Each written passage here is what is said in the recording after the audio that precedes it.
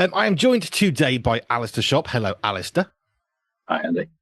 Now, we're here talking about, my notes here, Lighthouse Homes. We want to get into that just a bit more about your life and your faith. But just give us a really simple overview. What is Lighthouse Homes all about? Lighthouse Homes is a supported housing charity set up by churches together in Rotherham in 2000. And I think they signed the documents in 2003. But they started offering homes to people that were homeless from 2005. And it's grown and grown over 20 years. We're celebrating our 20th year this year. And now we have 116 beds. We'll have 116 beds available tonight, of which I think about 112 will be filled with people who would otherwise be homeless. So that's what we do. So it's helping people who basically are literally homeless. They have nowhere to live, and you're then providing, I guess, through a network of help and support, which I would assume would also go beyond just here's a bed for the night. Yes, I mean, we work within a framework of housing benefit, which is called supported housing, whereby we have to offer, and we do offer, care, support and supervision is the legal term. So we have 4 projects and with full-time 24/7 staff cover, and we offer people everything from just 24/7 presence. We regular welfare checks every day, and right through to helping people get to register with doctors and dentists. And we help people get back into employment, the whole skill, getting into churches if necessary, other groups if that's what they prefer. And about a third of our staff, of which we're about 35, 36, depending on what time of the year, they work for us. They come and work for us through a program of development, and that's been very successful. So we built 4 communities, I guess, funded through housing benefit, and the money that they have themselves, either through housing benefit or little bits of work, they contribute as well financially to that. So it's currently 4 therapeutic communities, really, based around the Christian faith, but no one has to. There's no obligation. And we like to have a place where people feel able to discuss what they can believe and do believe, and also what they don't believe. It's a key part of what we do. Which I think is actually important in today's society, to actually have the right to say, I think this and I don't think that. And to be able to discuss what we believe is really precious, but to be able to discuss what we don't believe, actually, I think in some ways is even more beneficial in today's society. Well, I think you've got to do that. I think that's a good thing about our society, rather than assuming that people believe or are on track. And I think that's a mistake. I never like being assumed about myself. And we just, for part of treating people with dignity, which is one of the 5 things that we offer all our residents, is taking what they think and believe seriously, but sharing what we as Christians have discovered. Which is a really good thing to do. Let's move back a little bit about your own discovery of Jesus. What was your Christian faith like growing up? Was it something that you grew into? Was it a Christian family home? How did you first encounter, I guess, both Christianity and also then, of course, Jesus? Well, I grew up, I'm the son of a manse, you see. My father was a Methodist minister. I'm also a Methodist minister as well now, even though the job I've been given by the church, or allowed to do, is this CEO job at Lighthouse Homes. And I think I'm 4th generation Methodist leader. So we're very much part of that Christian tradition, and the evangelical wing of the Methodist Church is a very important part to us.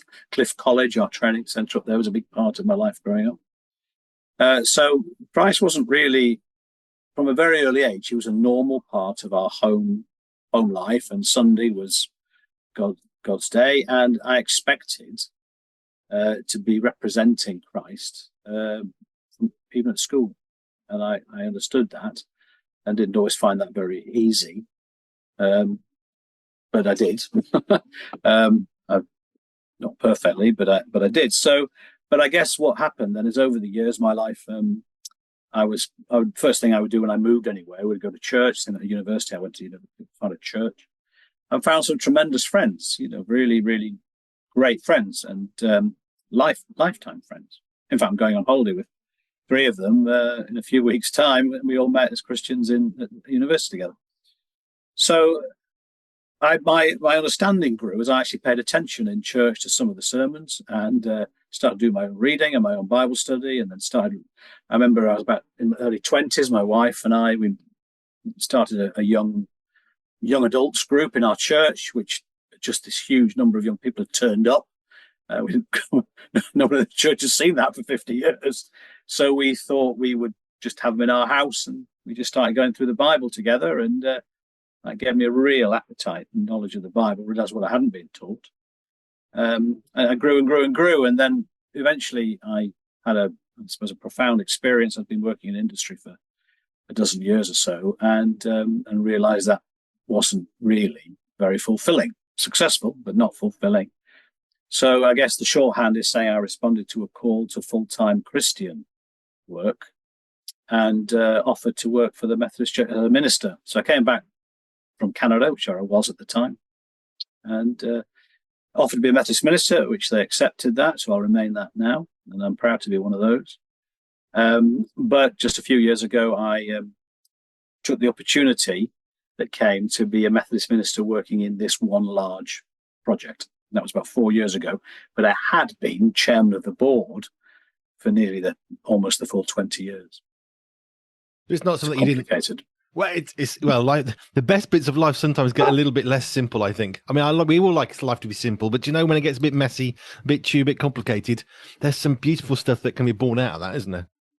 With hindsight, yes, but at the time, you wish it was a bit simpler, don't you? Yes.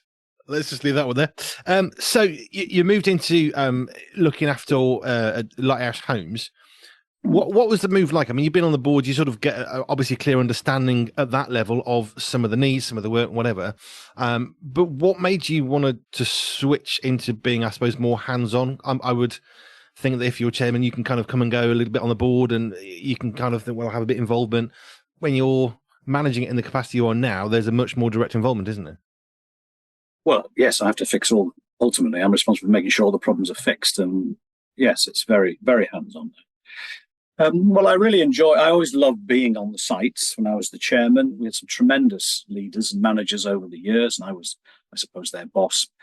But it was really a joint Christian ministry, trying to be very highly professional, highly good at the business side, which is what my background was before I came into the church, very good at the loving side, which I hope managed to do as a pastor as well. And we stuck to our Christian faith. It's easy to drop that. In some ways, it can be easier to drop it. But we've just never felt that was a good move. How can it be if it's true? Why would we want to if it's true and real? So we've kept onto that. The move really became, I had just come to the third appointment in the Methodist Church, and I knew I had one left. And before I retired, I guess. So this one came up exactly at the time I was considering whether to stay where I was in Cornwall or to move on somewhere else.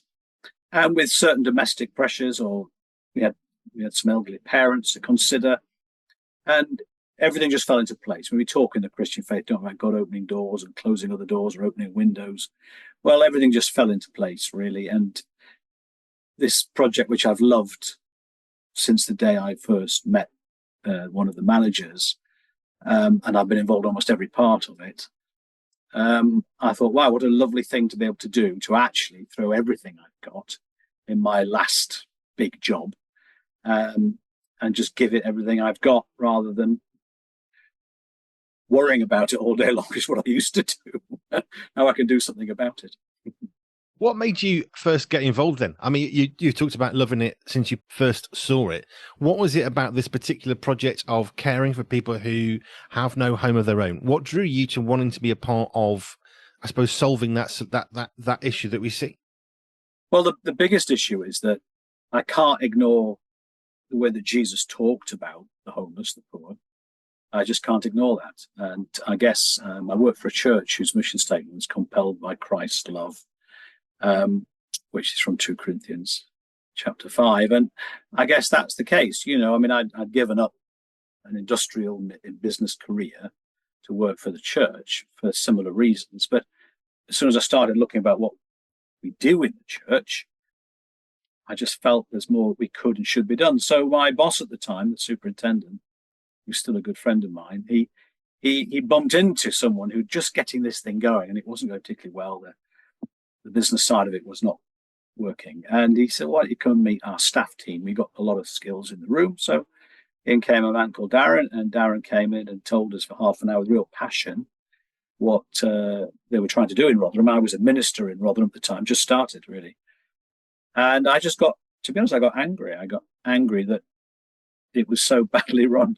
And I just thought, this is not right. How can we treat someone like him, and how can we not be doing? And I thought, well, that's not difficult to fix. So at the end of the meeting, my dear friend Sean said to me, like, what, do you fancy going down there for a bit and doing a little bit of consultancy and see if you can help them out?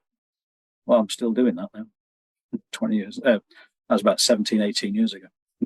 A little bit of righteous anger, I think, sometimes can go quite a long way, because I think there's this attitude, isn't there, of as Christians, we're supposed to be all calm and peaceful and all that sort of stuff. And there is a lovely piece of scripture that we should be known for being peaceable. Absolutely.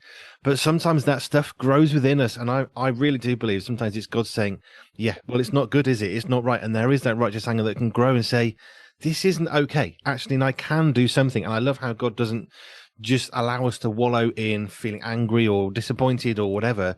Actually enables us to do something, because Jesus was a man of doing.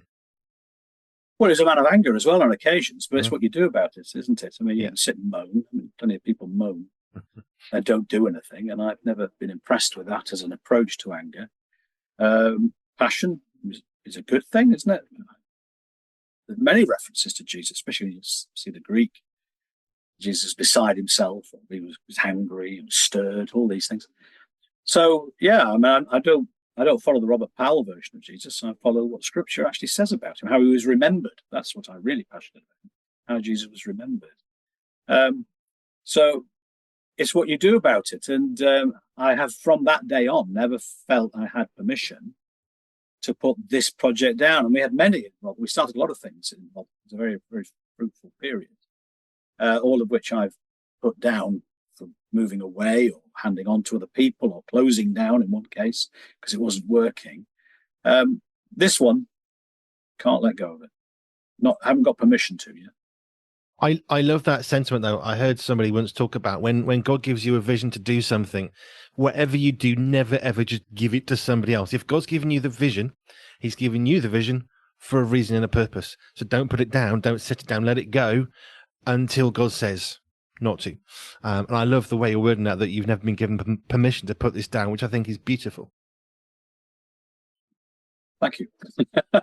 Well, that's the reality. You know, I mean, a phrase we use a lot is the truth sets us free.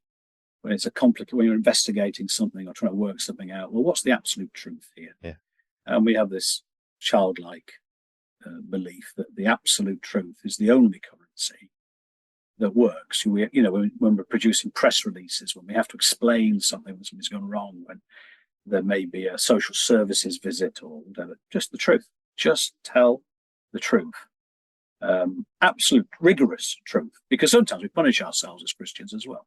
So we want the rigorous, honest truth. And the simple truth for me is I've never felt, I mean, often it's been heartbreaking, frustrating, soul destroying, but the vast majority of it has been an absolute privilege and worthwhile. That's the real issue, Andy. I think it's, I spent years in industry making other rich people a bit richer. And I think now we spend our time rescuing people, and I can't read the gospel any other way. Salvation means rescue. We don't even like the word salvation. We prefer the word rescue, and you don't have to explain that to our residents.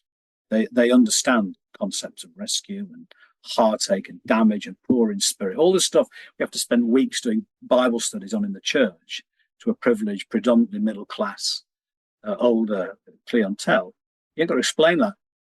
You ain't got to explain that to our guys. Just get the right words, look them in the eye, give them some stability and some dignity, some genuine friendship, and it's a privilege, meaningful. Yeah, exactly. Genuine friendship. I just wanted to pick up on that you just said. How do you show genuine friendship to somebody who? Paint a picture for us who don't know about this, and I put my hand up one of them. I know a tiny bit of some. Paint a picture of somebody who first encounters you. What kind of place are they in their life in order then to be able to access what it is you can help them with? Well, they have to be homeless. They usually now, because of the way the funds work, they need to.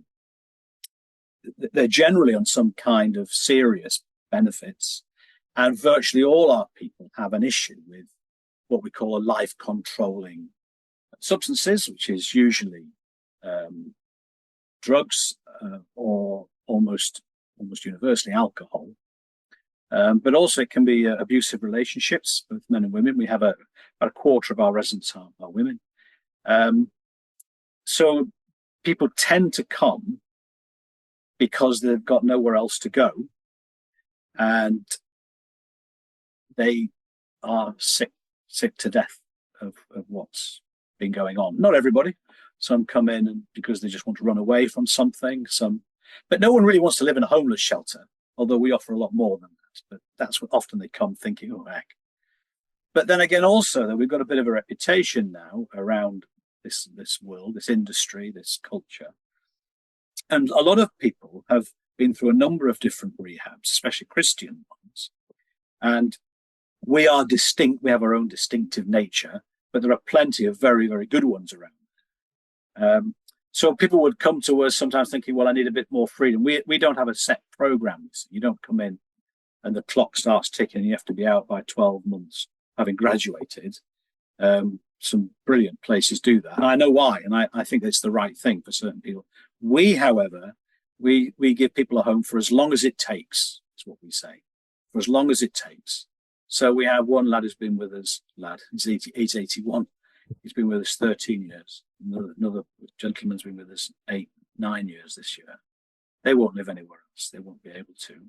But they fall through the cracks in other systems. So we find a way of looking after them, keeping them out of hospital, keeping them out of prison. So what you find is that people will come in with a number of life-controlling issues, and we give them jobs to do the minute they arrive. They have things to do because you live in a community, and we have a nice, simple 5-word phrase. The first thing, we give them stability so they can get whatever benefits or work or contact with family or other support networks. We give them some stability where they're going to be every night. It's exhausting not knowing where you're going to be every night, even if you're on a mate's sofa. So stability, and then we give them dignity, because we're not shocked by any of the stories. None of them have shocked us, not anymore. And we had a wonderful volunteer for years, and she would say, I could tell how they were coming on by, they used to come in with their heads down, and then they'd start to head up, and then they'd meet you in the eye, and they'd talk to you. She used to go in 2-3 times a week to feed them. And I thought it was a good picture. That's what dignity does to people. It raises their heads and their ability to speak. And then we give them or help them to have genuine friendship within other residents, within staff. And then we hope to see them mix with other groups or volunteering. And then we want to give them a sense of purpose. Of course, that is where our faith often comes in. But there are other elements of purpose, just finding a way to enjoy themselves in life. A lot of our residents have serious issues like anxiety and mental health issues. They're very, very real. And often alcohol is what they use as their solution. So we try and find a different solution for them. And the last thing is a plan for independent, stronger living, to not return to the same thing. So stability, dignity, friendship, purpose, plan, as long as it takes. I love it. As long as it takes. I've forgotten the name of the ministry. They'll forgive me. Chatting to someone in Manchester doing some similar work to what you're doing, but he had a very, very similar way of looking at it, because he said, look, these people, they're not necessarily going to be off you go again kind of people. We do try and get them out within a certain time, but then again, some of them, they're not ready. When we think, okay, here's your 3-year or whatever it was going to be, they need a bit more support, or because, like you say, that if you're only struggling with being controlled in your life by alcohol, that isn't necessarily what we think. It isn't as simple as we think, because probably there is other stuff, but maybe that's the one that's the most obvious thing. And when you get past that bit, then there's all little layers you start to peel back like layers of an onion until you actually get past all the sort of the dead skin, if you like, to get to the real core of the human and the heart. Yeah, absolutely. Alcohol isn't the problem. The problem is that alcohol has been the solution. Yeah, that's the problem. So, of course, when they're with us, and no alcohol's allowed on site, no drugs are allowed on site, very strict on that. Eventually, other issues start to surface, and you and I have plenty of problems, right? So, but fortunately, we have been set free from that for a number of reasons. In my case, it's always that Christ has been the heart of the things I've been set free from, or frankly avoided, steered away from, which was frankly the best way in most of these things. But we then are willing to work with people with any of these things. But sometimes, though, when they get better, then we aren't the right place for them. So the plan is sometimes to move them somewhere else, because one of the tragedies is that we get people working well in communal living, which is a challenge. Even student houses, educated, trained, young, dynamic, middle-class people, they often don't function very well. We ask these people, our residents, to live in a therapeutic community, and do you know what? Most of them do. And then we say, right, you've done really well. Oh, go off, live by yourself. Well, I'm not sure that's really the right way. So there are other charities that we talk to and refer people on to. We try and keep them in touch with us. We really like it when they work for us. That works really well, but that takes a long time because the work is demanding. But that's what we try and do. We don't want to drop them and throw them out. We, exactly as you said, we want to love them.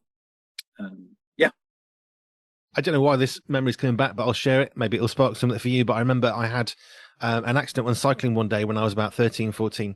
Came off my bike. Somebody had overtaken me as I was turning right. Not a great situation. So I was off school for several weeks. But what I discovered was the pain that I was feeling was not the only pain that I was feeling, but the pain that I was feeling was the most painful. And as I started to heal, I would then sense other pain around my body. And as that would heal and start to diminish, now I spotted the next one. So the most painful thing is the only thing I could think of, which for me is my kidneys, because they got quite severely bruised. So what I thought was I've got bruised kidneys and I didn't care about the rest because I didn't feel the rest. But once that started to heal, the bruising came down, the swelling reduced, the painkillers did what they needed to do and all that stuff. Then I'd realize I've got a pain in my back and it's a different pain, and my leg really hurts. Now there's a bruise, didn't even know that was there. Because as one big pain is released or removed or reduced, now the next biggest pain starts to rear its head. But I'm imagining that's kind of what's coming in when they're saying I'm addicted to drugs. Well, yes, maybe, but maybe there's more behind that. And actually, as you start to deal with one thing, then I suppose, God willing, there's a cascade of good improvement.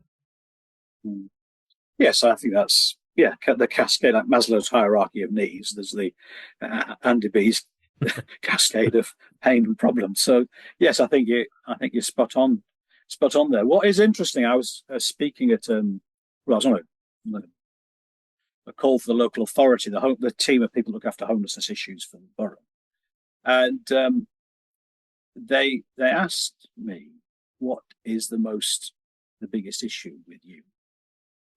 And again, I just always, the truth is what we go for. I don't try and think what's the best political thing to say here or whatever.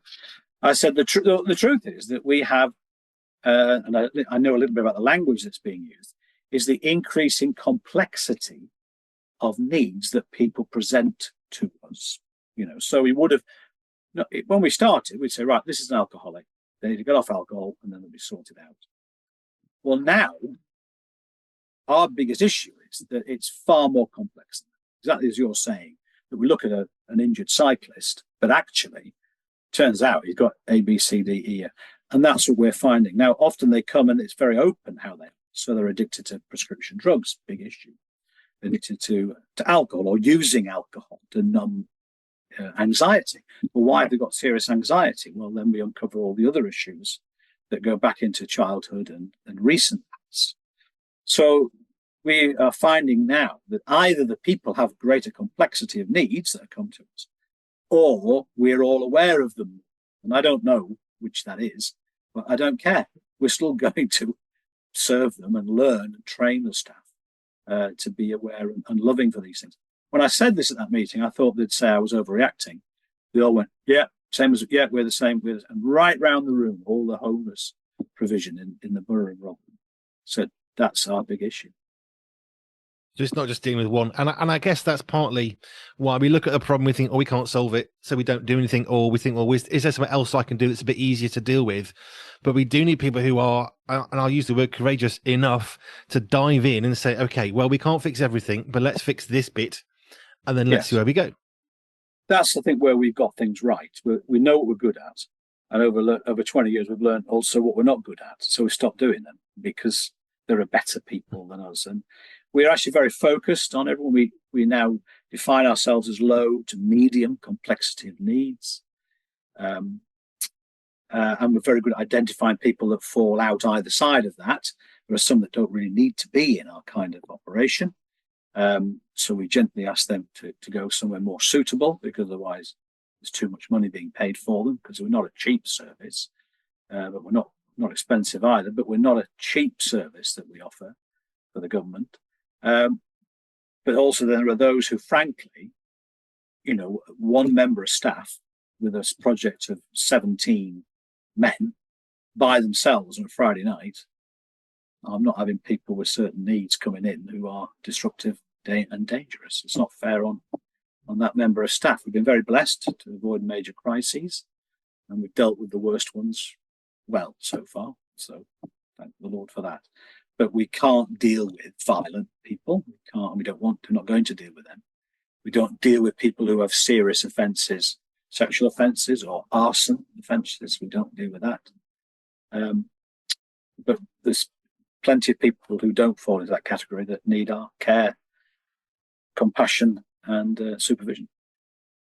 It's very easy, isn't it, to think about what we can't do. I think the church is known for what we don't want you to do and what we can't do and shouldn't do, but actually what we do is far more valuable. And the people that you're serving, I don't think they're going to care much what you don't do. I think they do care about what you are doing, because that's giving them that care and that provision, that dignity, that friendship, which, I mean, the stability is such a key. Whenever I've spoken to, I've met a few people who deal with homeless folk in one way or another. But the one thing that always comes up is that stability, because when you don't have an address, so much stability is prevented from you, lost from you. I've shared this before. I was in a bank trying to sort out something for one of my sons, and there was a guy who very clearly homeless, wasn't hard to see because he was shouting it, and he wanted to cash a check from a member of family. It was like 500 quid or something. I want my money. And the person in the bank said, but you can't have it. You haven't got an account. Give me an account. You don't have an address. Yeah, but I want my money. And it got more and more hostile. And you could think, okay, well, get an address. What's the problem? But that's where stability comes in, because if you're homeless, you don't have an address, you can't get an address without an address. So that's a big catch-all for an awful lot of people. Yeah, you can't get access to the full range of NHS services unless you have a register with a GP. So the first thing we do is get them registered with a local GP, and we end up with a good relationship with them because they want to do a good job and they want to get it right. We get them to know where the local pharmacist is, because many of them are still on methadone or other prescription medication. So we just need to stabilise their life and protect them, because sometimes they have anger issues, and so we've got somebody at the minute who basically falls out really easily with the people that are trying to help them. So we found a volunteer who's going to coach them on how to stop doing that, and then actually they haven't got to travel 20 miles to get a basic prescription. They can get one from down the road. We've just banned them. But we're going to put some work into that, and that'll be a huge issue to help that person to live a normal life. And it's also a blessing for that church, who used to be in one of my churches in Rotherham, which she still is. I'm not. I've moved. But she's a tremendous, really patient, loving, kind, sensible person, and she'll be perfect to help. We think about the homeless situation in the UK. Let's just England. Let's keep it really localized. We think about the situation because I'm living in England. And I'm thinking, well, how do I possibly help? We can throw money at a charity and say, well, you do something. But what is something that each one of us can do that isn't limited to just donating to somebody who can? What is it that each of us actually could do daily basis, perhaps, or once a week or once a month? What can we actually do ourselves to help people who are homeless, who meet on the street? Yes, well, I get asked that a lot, and I have a fairly controversial position on this. Is that the truth is that no one needs to be homeless in this country, really. It's what they're prepared. I mean, we've never full. So I have 4 or 5 vacancies today. The issue is not is there nowhere to go? It's what they're willing to do to get a place. Now, it's complicated. It's more complicated than that. And some people do get very emotionally damaged and are hiding. And there are deep trauma where people can be hiding. So I think the best thing to know is to know your local. There are plenty of places like us, and know them as a Christian. And I think you can point people towards us. I think that does actually sometimes have an impact when a number of people being referred to or self-referred because other churches or other Christians have said, well, why not try the Lighthouse? So that's the first thing. The second thing is, it's by and large not a good idea to give them money because, and I learned that from the lads themselves. What we tend to be doing there is enabling problems. But what I do find is that meet their eye, say hello, treat them like a human being, but don't patronize them either. Don't go, when I'm walking out, I'll just say, sorry, mate, I can't help you today. And if it's right and appropriate, sometimes I will point them to us. But I live a long way from Rotherham at the minute. So I think it's you treat people with dignity and respect and meet them in the eye and don't be embarrassed about that. They don't like being treated like dirt or as if they don't exist. And the one thing I know is that Christ spoke to people that he met, responded to people that shouted to him. But, they had to respond back. They had to accept what Jesus offered to them. And I think that's probably our way of doing it. However, homelessness is the tip of the iceberg of the issue. And one thing I wouldn't recommend is take them into your own home, because you do not know what you are bringing in. We have to be careful. We have 35 staff, and one person can drop a bomb in one of our, not literally, but can be an emotional and bomb within our communities, which are well trained and well prepared. So I don't think that's the, but you can point them to people who are well trained, well prepared, and know what they are doing, but treat with dignity. I think that's the short I would do.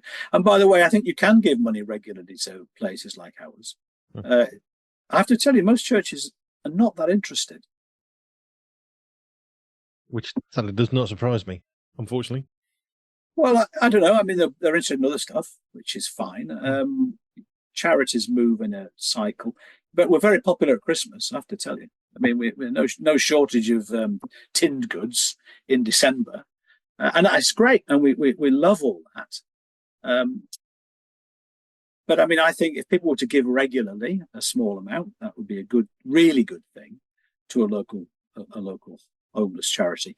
But a homeless charity that gets at the root causes and looks after the person and doesn't just provide, a bed for the night, for example. When we started, just before I arrived, they would scoop up people from the streets of Rotherham, give them a meal, tell them about Jesus, whether they liked it or not, give them a bed, cook breakfast in the morning, and then chuck them out again. And you can probably write your own script on what happened there. And they just saw the sermon as the price of a bed and breakfast. That's what they saw, which is good value. It's a very transactional world, living on the street, very transactional. So we stopped that because all we were doing was creating a group. There was a time where we worked out that if you looked at all the various Christian charities, you could live 7 days a week getting free food, and you probably get enough beds to survive. And we were just making things worse, not better. So we changed that. Yes, we like just to deliver stuff, don't we? We see that at a very much governmental level. We deliver this package and this plan and everything's going to get better. And it might for some, but of course we're all individuals, and the idea of a group fix, it just never works in society. It just doesn't. We need to actually treat people as individuals. That's right. And we work, and you have to work together. I think a lot of the times we are prompted and feel guilty or remorseful or sad, pity. And that's a mixture of good and bad emotions when we see people in need. For me, I don't think this ministry is for everyone. I was surprised it was for me. I only went in to do the business side. I didn't think I would actually engage with the residents. I didn't think that was going to be ever my thing. My experience of people in town centres have been frightening, actually, as a child and even as a student. And I would ask people to leave if they were disrupting other things. I had no problem with that. So I wasn't nervous or scared, but I was far more scared when I realized that Jesus had called me to not just sort out the business side of it, but actually to engage with these gentlemen and also the women. And that is where that's where the real work, but it's not for everyone. Therefore, if you can't do something about this, then support with prayer, money, support, accommodation, resources, whatever you've got. Some people have second homes. I mean, we have some Christians that lease us their homes. So we have several in Rotherham. I think we have 18 beds that are in other people's homes that we run, and we run the whole house. Well, they had to have a bit of faith to do that. And that's been really good. We look after the houses well, but they had to have the courage to do that. So these are the certain things that people can do. If you can't do it, fine. No judgment, I recognize that.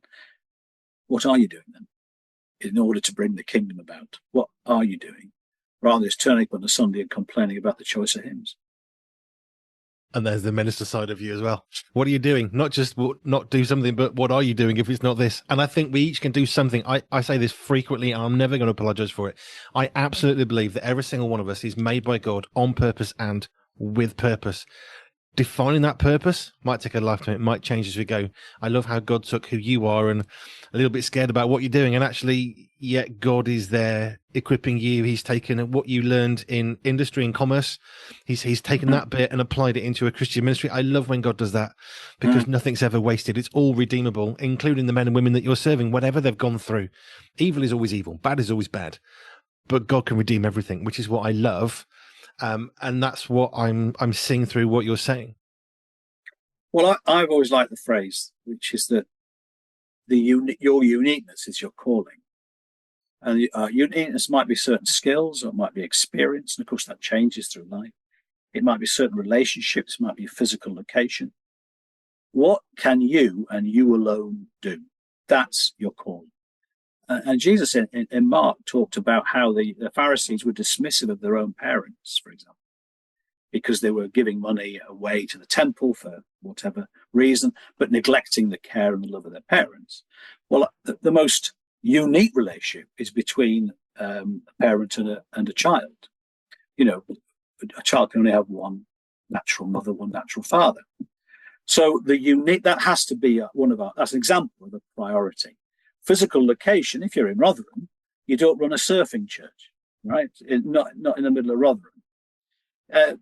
So what is the need? Well, the big need in Rotherham, homelessness was one, was actually incredible loneliness on the huge housing estates that we've got. So we felt we had to do something about it and did, and are still doing. They're still doing it up there, long after I've gone, which is the right thing. Where there is a need, and where you have a unique ability to fill it, that's your calling. And I think that's fairly straightforward. We can't really avoid that. And I think I've asked God to help me with my motivation on some of those things. You know, if you are wealthy, that's a pretty rare gift in our society. Therefore, you clearly have an opportunity there. If, however, you have nothing, that's a real gift because you can be more flexible. You know, there are things that you can do when you have very little, very few ties. So I think it doesn't take much prayer to if you ask these kind of questions, to say, well, look, where's the need? What are my unique gifts? And all of a sudden, God says, do me.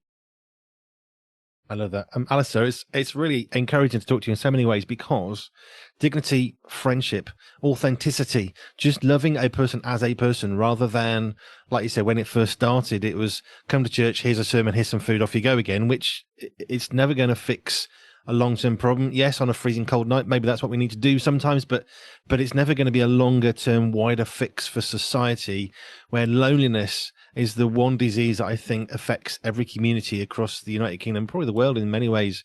But just restricting this conversation just to the UK, loneliness, it's an epidemic. I mean, it really is. such an issue that old folk are sort of sent to homes and we don't really go there, and there's this fragmentation of society. But that only ever really creates one overall issue. We see that as alcohol addiction or drug addiction, but its loneliness is so frequently the core, because it splits society up in a way that then leaves us not able to connect with other people, which is what I'm seeing you're doing. Is you're actually helping people to come in a community to actually have that ability to learn how to have relationships and to get on with each other. There's a famous phrase well used across the recovery world, and it's this: show us your friends and I'll show us your future. And I think that's absolutely right. Show us your friends and I'll show us your future.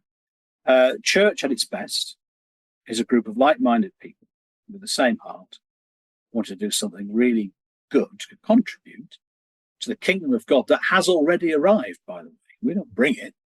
It came with Christ. That's what he said. And then he sent the Holy Spirit. So our issue is not to get things going. It's to join in with what God has already started. And you're quite right. Friendships are exactly where it should go. Interestingly enough, it doesn't talk about family in the same way. Families are complicated, messy, awful, wonderful, the best and the worst thing in our lives. So again, I used to always teach the same thing, that some of the best work we do is in our families, because that's where relationships should be their strongest, should be. But we all know really it's much more complex than that. But that's where the work can be done, because that's where the uniqueness of our relationships is. And then within our projects, when they work at their best, they feel like a family. And in most cases, in 3 of the 4, they eat together, they cook together, all sites clean together. So that does strike me as very biblical, a great principle, and exactly one of the risks in our modern society, that as we build bigger houses and bigger, what that actually means, we build bigger walls against to separate us from our neighbours. And you might say to me, well, you haven't seen what my neighbours are like. Well, I know, but Jesus didn't really say your neighbours who live next door, did he? He had a whole parable about that. And it was the person that was in need, wasn't it? We are neighbours to those in need. You'll never find a shortage of them. If people want to get in touch with specifically your work with Lighthouse Homes, how do they get hold of you? Either to ask for help, ask for support, ask to support? Well, our website is the best place. We have lighthouse.org is where you can go for that. And then the best way probably is to email us at info@lighthousehomes, all lowercase, lighthousehomes.co.uk, info@lighthousehomes.co.uk. That's the best way of doing it. Alistair, it's been a delight chatting to you, because I think so often we see a ministry, this is what we do, this is what we are, but actually Jesus is looking always not just at what we do, but who we are and who we serve and our heart. And I'm loving just sensing just such a clarity on your heart for the people who are working for you, for the men and women that you're serving. So thank you for what you're doing. It's a tremendous delight when I can see it in such tangible ways. It's always a delight for me, and it's an honor and privilege to talk to everybody. But I love it when it's even more clear. Well, you're not far from us in Hull, so you should come down, and I'll show you around. You can see it in real life. You can see if it's true or not. Fair enough for that. Right. Thank you, Alistair. We will put a little bit later some links to the socials and stuff. But yeah, go and check out the website and find out more. Either if you need support, know somebody who does, or you want to support them in some way, then get in touch. Alistair, thank you. Thanks, Andy. Been great.